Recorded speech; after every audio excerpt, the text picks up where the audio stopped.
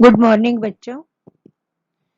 आज मैं आपको पद परिचय का चौथा भाग दिखाने जा रही हूँ। इससे पहले आप पद परिचय के 3 भाग देख चुके हो। पहले भाग में तो पद परिचय के बारे में जानकारी प्राप्त की थी। दूसरे भाग में आपने संज्ञा, सर्वनाम, विशेषण के बारे में जाना था और तीसरे भाग में आपने क्रिया और क्रिया विशेषण पद परिचय करना सीखा था।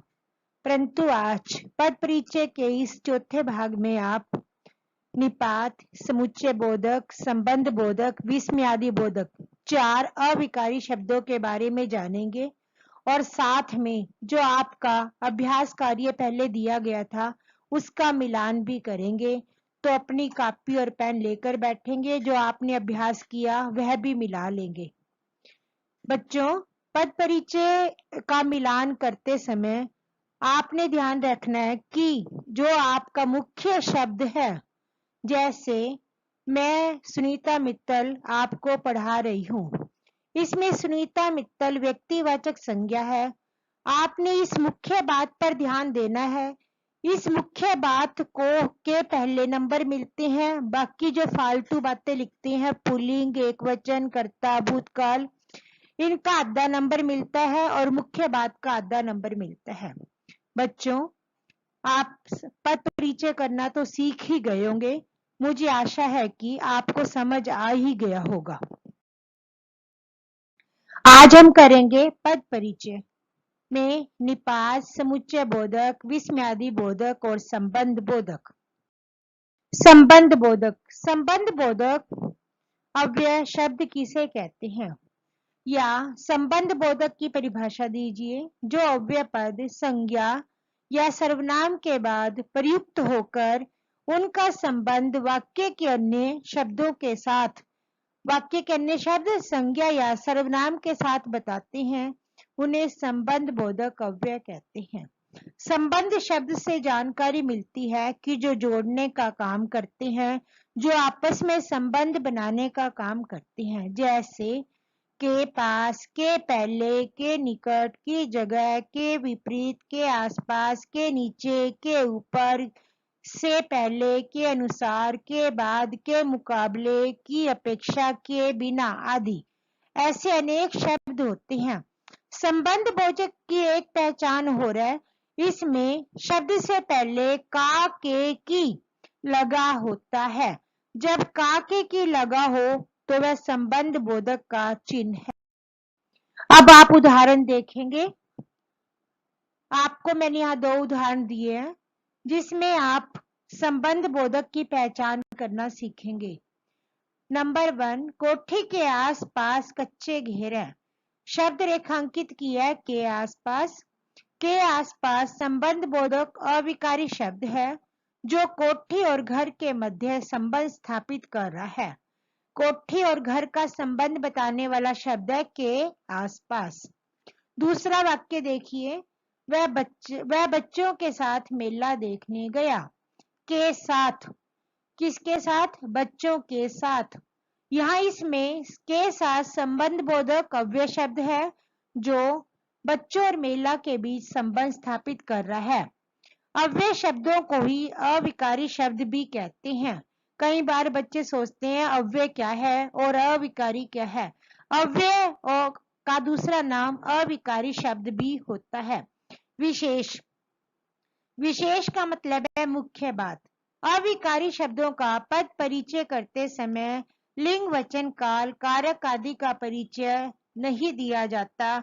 जरूरी नहीं है, केवल आपने बताना है संबंध बोधक अविकारी शब्द और साथ में जिसके साथ संबंध बताया जाए, इन 2 मुख्य बातों को बताना है। अब आपने संबंध बोधक आपको समझ आ ही गया होगा। दूसरा पॉइंट है समुच्चय बोधक। समुच्चय बोधक का दूसरा नाम योजक शब्द भी होता है। समुच्चय बोधक को योजक शब्द भी कहते हैं। समुच्चय बोधक किसे कहते हैं? जो शब्द वाक्य में प्रयुक्त 2 शब्दों को, 2 उपवाक्यों को और वाक्यों को जोड़ने का काम करता है, उन्हें समुच्चय बोधक अव्यय कहते हैं। जैसे परिभाषा से जानकारी मिलती है कि समुच्चय बोधक का काम है शब्दों वाक्यों को जोड़ने का, अर्थात यह जोड़ने का काम करते हैं। जैसे और, तथा, क्योंकि, इसलिए, लेकिन, परंतु, या, अन्यथा, अतः, ताकि, यदि, तो, अर्थात, एवं, किंतु, मानो, अथवा आदि अनेक शब्द होते हैं जो समुच्चय बोधक शब्द होते हैं। इन्हें योजक शब्द भी कहते हैं। अब आप उदाहरण देखिएगा।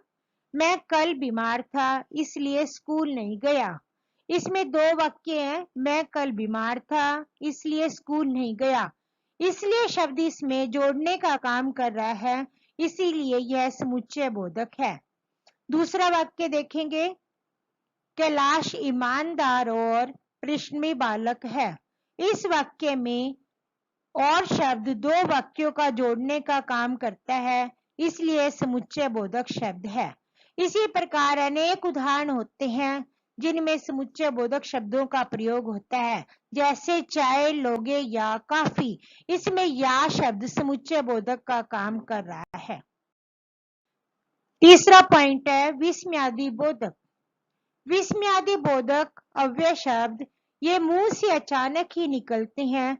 ये हर्ष, शोक, घृणा, लज्जा, दुख, पीड़ा आदि मनोभावों को बोध कराते हैं। ये वाक्य के आरंभ में लगते हैं और इनके बाद विस्मय चिन्ह का प्रयोग किया जाता है। वाक्य के अन्य शब्दों से इनका कोई संबंध नहीं होता, जैसे वाह, अरे, क्या खूब, छी छी, सावधान, हाय राम, खबरदार, शाबाश, अति सुंदर, आहा आदि अनेक ऐसे शब्द होते हैं जो विस्मय बोधक होते हैं। विस्मय का अर्थ है आश्चर्य या हैरानी। जब हम कोई ऐसा काम करते हैं, जब हमारे मुख से अचानक ये शब्द निकलते हैं जिनको हम सोच भी नहीं सकते। जैसे खड्डे को देखकर कहेंगे सावधान, हाय मर गया। जैसे कोई आपके सामने शेर आ जाए तो आए कहेंगे ना हाय मर गया। हाय मतलब विस्मय बोधक शब्द। इसी प्रकार जब अध्यापक आपको काम करवाता है, उसके बाद बच्चे अच्छे काम करते हैं तो टीचर शाबाश, बहुत अच्छा किया है। इसमें शाबाश शब्द विस्मय बोधक शब्द है। अब आप उदाहरण देखेंगे। उफ कितनी गर्मी है। उफ के बाद विस्मय चिन्ह लगा है और विस्मय चिन्ह किसका है? विस्मय बोधक। उफ है पीड़ा सूचक। जब हमें ज्यादा गर्मी लगती है तो कहते हैं उफ कितनी गर्मी है, तो यह पीड़ा सूचक है। दूसरा वाक्य देखेंगे। छी कितनी गंदगी है। छी मतलब घृणा का सूचक। ये दोनों अविकारी शब्द हैं, विस्मय बोधक भी विकारी शब्द। अब है अंतिम भाग निपात। निपात शब्द का अर्थ है बल देने का काम। जो अव्यय शब्द किसी शब्द या पद के बाद लगकर बल देने का कार्य करते हैं उन्हें निपात कहते हैं। जैसे तो, ही, भी, तक, भर, केवल, मात्र, लगभग आदि शब्द निपात हैं। अर्थात जब हम बोलते हैं भी चलूंगी, भी जोड़कर हमने अपनी बात पर बल दे दिया। इसी प्रकार आप दो उदाहरण और देखेंगे। मीरा मेरी बात तक नहीं मानती। इसमें मीरा मेरी बात नहीं मानती हम यह भी बोल सकते थे, परंतु तक लगाकर हमने बात पर बल दे दिया। इसमें निपात शब्द तक है और बात कर्म पर बल दिया गया है। दूसरा वाक्य देखेंगे। आपने यह काम ही तो करना है। यहाँ पर ही तो निपात शब्द है जो काम पर बल देने का काम कर रहे हैं। प्यारे बच्चों, आपने चारों भागों को अच्छे से समझ लिया होगा। संबंध बोधक, समुच्चय बोधक, विस्मयादि बोधक, निपात और पांचवा आपने क्रिया विशेषण। ये पांच होते हैं अविकारी शब्द और संज्ञा, सर्वनाम, विशेषण और क्रिया। ये चार होते हैं विकारी शब्द जिनमें लिंग, वचन, कारक और काल के कारण परिवर्तन होता रहता है। बच्चों, पद परिचय के बारे में आपने जान लिया। इसके बाद अब आप बार बार अभ्यास करेंगे। आप अपनी पुस्तक में से कोई भी वाक्य उठाकर भी कर सकते हो कि आप यदि बार अभ्यास करेंगे, देखेंगे तो आपको आसानी से आ जाएगा। अब जो मैंने आपको काम दिया था संज्ञा, सर्वनाम, विशेषण, क्रिया और क्रिया विशेषण का, ये पांचों अभ्यास कार्य आप मिलाएंगे। सबसे पहले संज्ञा पद परिचय। पॉइंट नंबर 1, महात्मा गांधी सत्य और अहिंसा के पुजारी थे। यह रेखांकित शब्द है महात्मा गांधी। महात्मा गांधी व्यक्तिवाचक संज्ञा, एक वचन, पुल्लिंग, कर्ता कारक, भूतकाल थे, मतलब अब वर्तमान में नहीं है। हम विद्यालय गए, दूसरा पॉइंट। विद्यालय जातिवाचक संज्ञा, पुल्लिंग, एक वचन, अधिकरण, कारक। तीसरा है निर्धन लोगों की ईमानदारी। देखो, ईमानदारी का भाव प्रकट हो रहा है तो भाववाचक संज्ञा, स्त्रीलिंग, एक वचन, और देखो क्या है, क्रिया। चौथा पॉइंट है रवि पुस्तक पढ़ रहा है। इसमें दो शब्दों को रेखांकित किया गया, रवि और पुस्तक। रवि क्या है, व्यक्तिवाचक संज्ञा, पुल्लिंग, एक वचन, कर्ता कारक।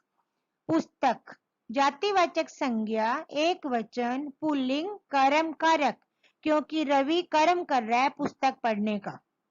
अगला पांचवा पॉइंट है पिताजी सरकारी अस्पताल में डॉक्टर हैं। पिताजी क्या है, जातिवाचक संज्ञा, नाम नहीं दिया। पिताजी तो पूरी जाति का बोध करवा रहे हैं यहाँ पर, इसीलिए ये क्या है, जातिवाचक संज्ञा, पुल्लिंग, एक वचन, कर्ता कारक, वर्तमान काल। दूसरा शब्द है अस्पताल। अस्पताल भी क्या है, संपूर्ण जाति का बोध, जातिवाचक संज्ञा, पुल्लिंग, एक वचन, अधिकरण, कारक, क्योंकि में चिन्ह लगा है साथ में। अंतिम है डॉक्टर, जातिवाचक संज्ञा, पुल्लिंग, एक वचन, है क्रिया का पूरक। अंतिम क्रिया क्या लगी है। यह क्या है, क्रिया का पूरक।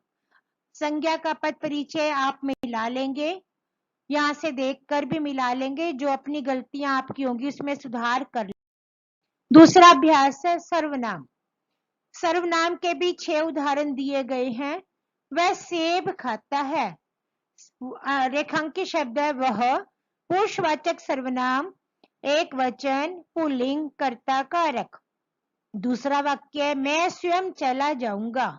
स्वयं मतलब अपने आप, तो अपने आप निजवाचक सर्वनाम, पुल्लिंग, एक वचन, कर्ता कारक, चला जाऊंगा अकर्मक क्रिया, कोई काम नहीं कर रहा, केवल जा रहा है, इसलिए कौन सी क्रिया है, अकर्मक।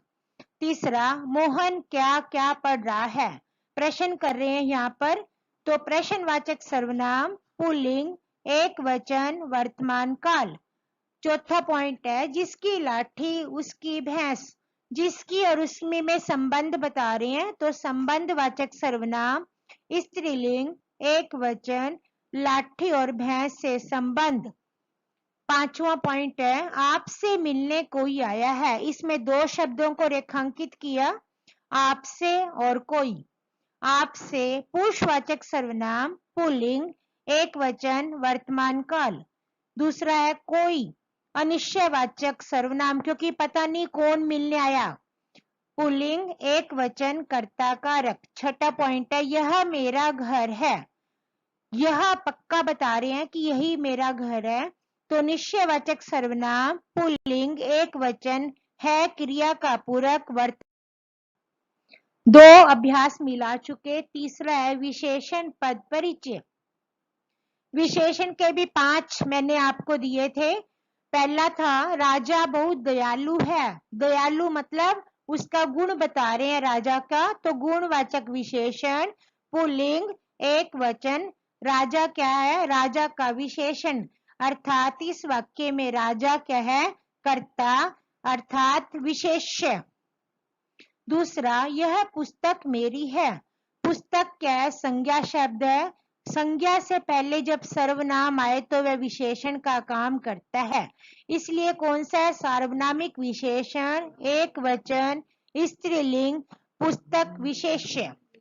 तीसरा वाक्य देखिए, मेरे पिताजी 10 सेब लाए। अब इसमें संख्या का बोध है, कितने सेब लाए, 10। तो संख्यावाचक विशेषण, बहुवचन, पुल्लिंग और पिताजी क्या है इसमें विशेष्य। विशेष्य किसकी विशेषता बताई, सेब की।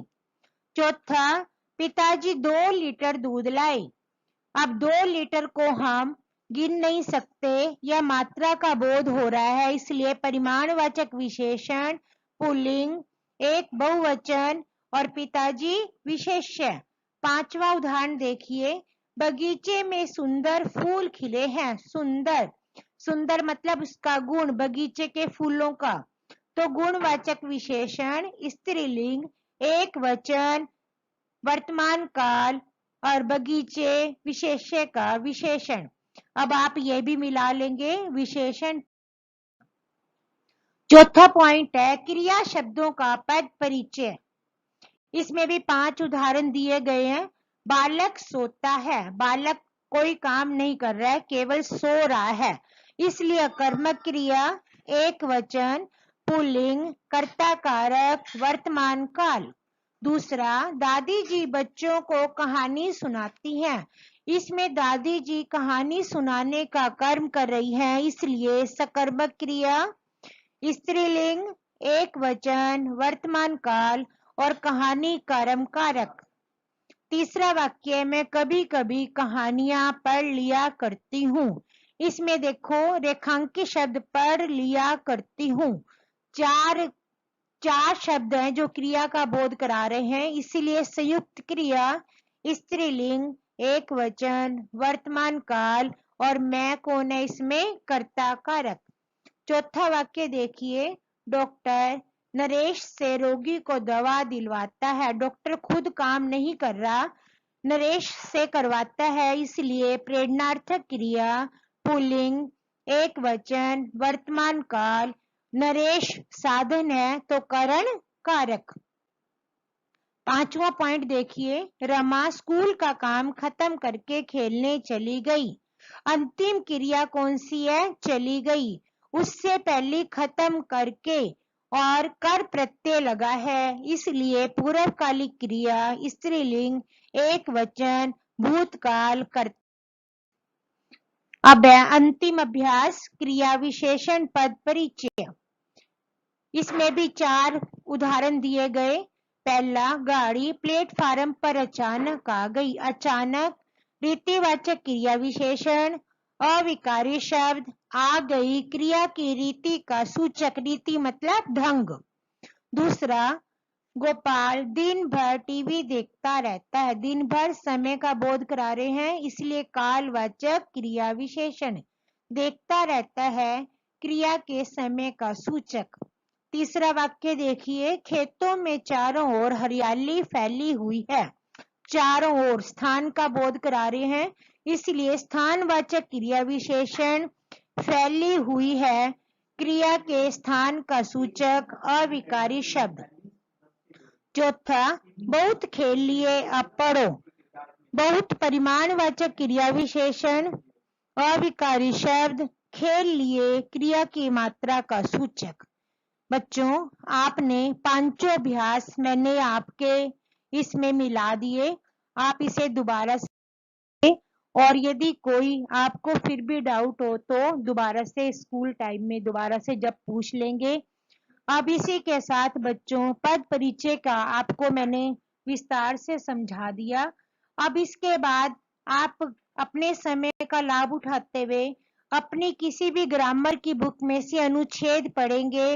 अब इस बार बोर्ड के परीक्षा में निबंध की जगह अनुच्छेद आएगा। जो अनुच्छेद है वह निबंध से बहुत छोटा होता है। आप घर में रहकर निबंध और पत्र पढ़ते जाएंगे। निबंध पत्र पढ़ेंगे जो आपको कहीं से भी पेपर में आते हैं। इसी के साथ अपठित गद्यांश जो आपको कहीं से भी पढ़ सकते हो, प्रश्नों के उत्तर ट्राई करेंगे तो आपको ये भी काम आएंगे। तो एक विज्ञापन, विज्ञापन 5 नंबर का होता है।